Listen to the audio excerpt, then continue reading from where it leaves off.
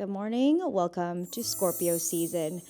I feel like Scorpios are one of the most polarizing signs. If someone asks, "What's your sign?" and you say Scorpio, the reaction is usually like, "Oh." And I think it's because Scorpios are known to be very intense. They're magnetic, mysterious, and a little intimidating, but I think it's because they value depth and emotional honesty. And I really vibe with that. Anyway, let's get started with the day.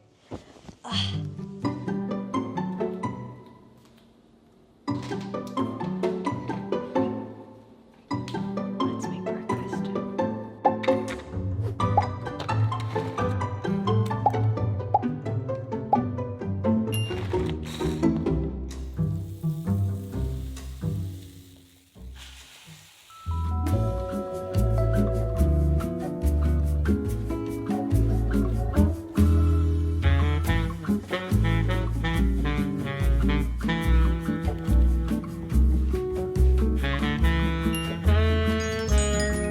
This is good.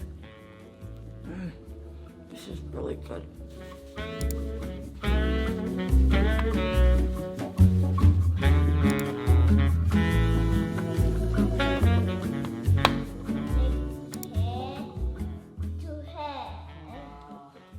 That would be very big. Really? Yeah. Wow! It's really sour. Yeah. All right, Scorpios, this is gonna be your makeup look for the season. I think it's very sexy, mysterious, so let's break it down. I really don't think I'm a mysterious person by nature. Back in the day, I was a lot more cavalier about sharing things online, but now more than ever, I feel like a lot of us are in an era where we're just more cautious about giving strangers access to our lives. Now, when I'm on social media, I notice that a lot of my friends are just uploading on my close friends' stories. I actually think it's pretty rare for people to share their stories live, like in real time, which I think is a lot safer. I feel like mystery only really works around strangers or acquaintances, basically people who don't know you very well. The most private and raw version of you is reserved to the people who have grafted, put in the work, and shown you that you can trust them. And I really like the idea of just making the barrier to entry into your private life high. And I feel like being mysterious isn't about like being aloof and closed off. It's about just showing, like if you were an onion, you would only be open to sharing like the first layers pretty easily. But the second and third ones, it takes some time.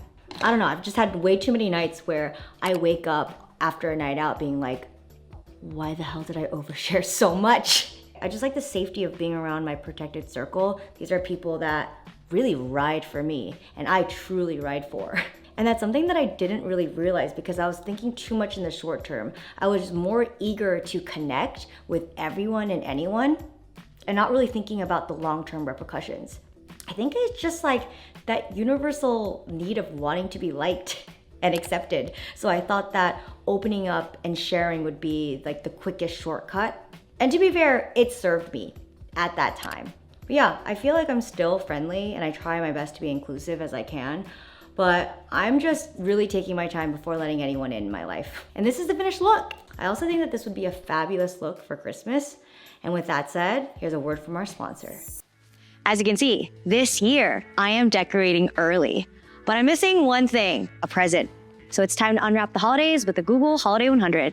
Thanks to Google for sponsoring this portion of the video, and shout out to Walmart. So if you are new here, the Google Holiday 100 is essentially a list of the year's top searched gift ideas. So that way you're buying things that people actually want. Okay, I think I found it. This is Maggie the Feed and Follow cow from For Real. Tell me this isn't the cutest thing. She moos, she blinks, she follows you around. My son is gonna love her. We recently went to a farm and he was obsessed with the cows. And now he gets his very own. And the best part is I know he's gonna love it because the Holiday 100 helped me narrow down the possibilities so that I can pick the perfect gift from the list. Google Shopping also has a Get It Fast feature, so that way you can see what will ship quickly and what you can pick up nearby. Like Maggie, she shipped quickly. So whether you're shopping for little ones, adults, or that friend that is impossible to shop for, just ask Google. I'll link the Google Holiday 100 in my description box so that way you can get started on your shopping and get some ideas for your gifts. Huge thanks to Google Shopping for finding the top gifts of the year, and to Walmart for Maggie, who will be the first present under my tree. Now let's get back to the blog.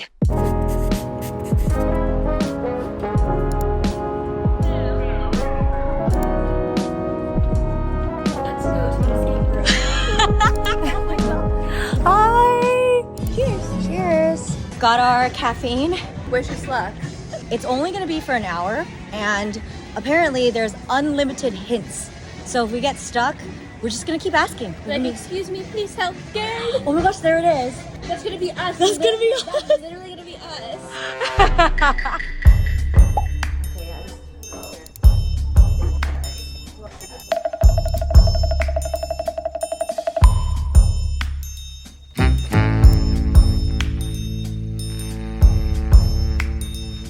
Should we ask for a hint? No? I think it's probably we use these ropes. Yo, this is truly meant for Scorpios. Oh my god. This is sending me. I can't do this anymore. There's another room. Never give up. Keep going. Bro, I'm beat. It's just never ending, y'all. Come on, Jennifer. Wait, okay, what was the hint? Find silver. Silver, okay, silver. I don't see anything that's labeled. No?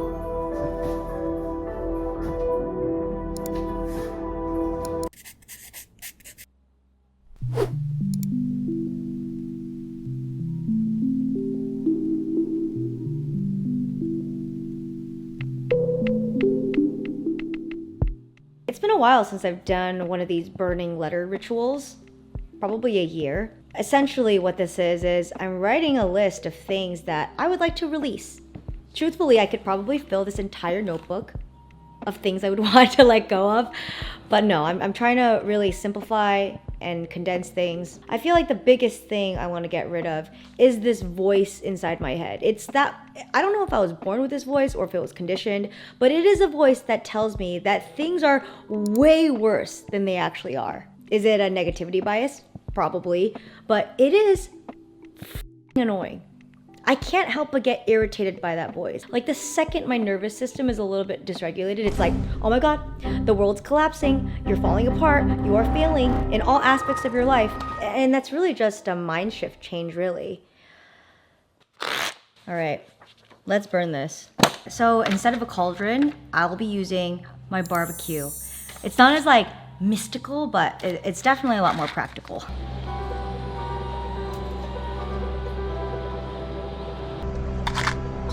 Gosh darn it. Okay, here we go. Goodbye, negativity.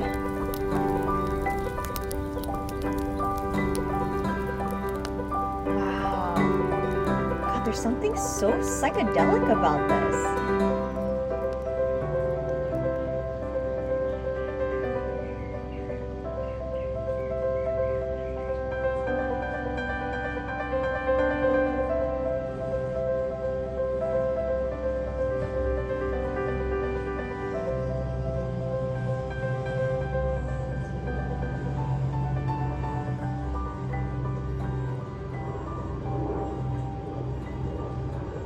Strangely enough, I do feel a lot lighter after watching that burn. I couldn't help but think that it's a lot easier to let go of a behavior rather than learn an entirely new skill. Or maybe they're kind of like tied together. Here's my question. Do you think it's easier to quit something or learn something new?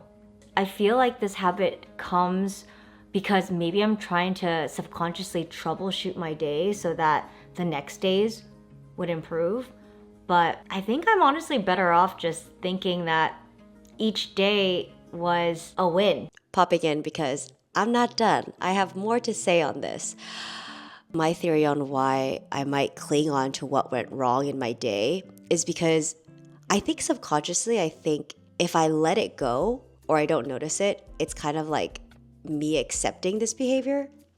I don't know. I mostly criticize myself on stuff that I fumbled, whether it be like me forgetting my hard drive or losing something, instead of thinking like, hey, that was an accident. It's like it can turn so quickly into like, God, you're an idiot. Like it's just immediate bullying. It's like, why?